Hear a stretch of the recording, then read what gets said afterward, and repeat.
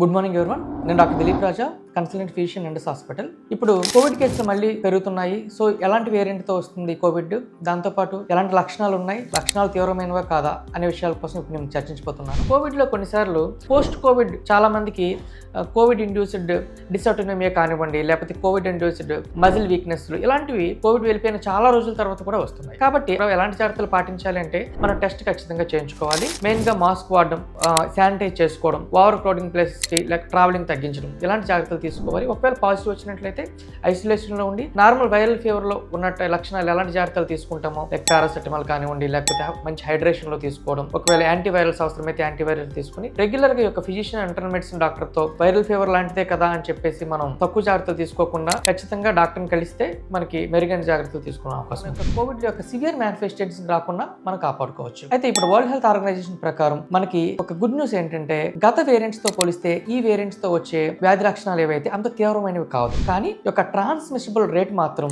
ఒకరి నుంచి ఒకరికి త్వరితగతిన స్ప్రెడ్ అయ్యే అవకాశం ఎక్కువ ఉంది. కాబట్టి మనం ఈ యొక్క prevention is better than cure. కాబట్టి ఖచ్చితంగా మాస్క్ వాడడం, హ్యాండ్ శానిటైజర్ తీసుకోవడం, అట్ ద సేమ్ టైం ఎవరైనా మనం ఒకవేళ సఫర్ అవుతున్నట్టయితే మనం ఐసోలేషన్ లో ఉండడం, ఇలాంటివన్నీ తప్పనిసరి. Thank you very much.